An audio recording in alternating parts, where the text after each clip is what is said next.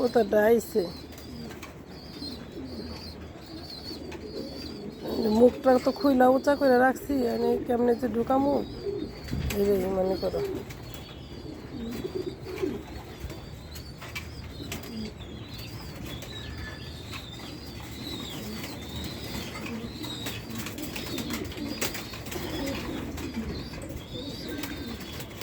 ওই যে হলো, আমার অনেক বড় একটা লস হয়ে গেছিল।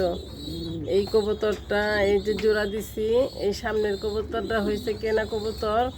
এটা আমার ছেলে 10,000 টাকা দিয়ে এক পিস কবুতর নিচ্ছে, অনলাইনে থেকে মনে হয় কিনছিল।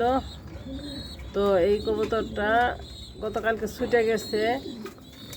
এই মশারি টানাই দিছি, যে মশারি উঁচা করতে যায় এখান থেকে এটা উপরে উঠে গেছে। আজকে এটা তারদা বেঁধে দিছি, সবগুলো বেঁধে দিছি। তো এটা উঠে গেছে উপর দিকে, তখন কবুতর বের হয়ে গেছে। এখন তো এই কবুতর তো যেখান থেকে আসে ওখানেই চলে যায়। তো খুবই চিন্তার ভিতরে আসছিলাম যে 10,000 টাকা দিয়ে মাত্র কিনে আনছে। আমার ছেলে তো বাইরে গেছে 29 তারিখে, সবগুলো কবুতর এই যে বাচ্চা ফুটছে।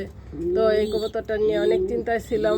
নামাজ পড়ে বললাম, আল্লাহ সত্যের টাকা, হালালি টাকা, আল্লাহ কষ্টের পরিশ্রমের টাকা, তুমি কবুতরটা মিলাই দিও আমার ছেলের শখের।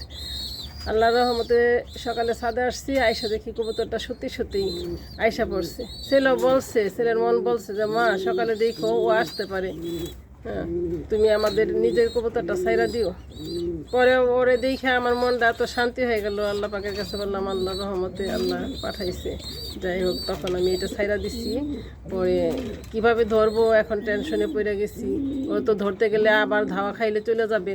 তখন আমি মশারিটা ফালাই দিছি, এটা নিচে ঢুকছিল, খাঁচাটা নিচে গেছিল খাবার খাইতে। এই মশারিটা আবার ফেলে দিছি। মশারি তো চতুর্পাশে আটকানো, ফেলে দেওয়াতে সামনেতে, পরে ওরা আটকা পড়ে গেছে, পরে আমি ধইরা দিছি। আল্লাহর রহমতে পাইছি, আল্লাহ পাক মিলাই দিচ্ছে। হ্যাঁ, লাখ লাখ শুকরিয়া আল্লাহর কাছে যে কবুতরটা পাওয়া গেছে, ও চলে আসছে।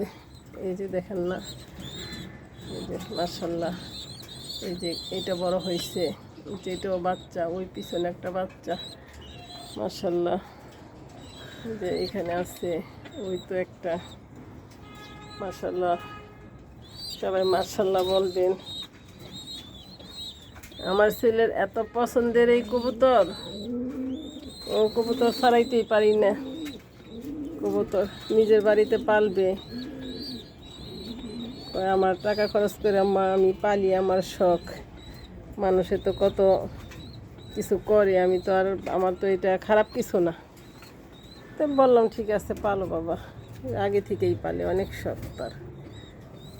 বুঝছেন, মাশাল্লাহ কিউট কিউট বাচ্চাগুলা প্রত্যেকটার মধ্যেই আছে মাশাল্লাহ।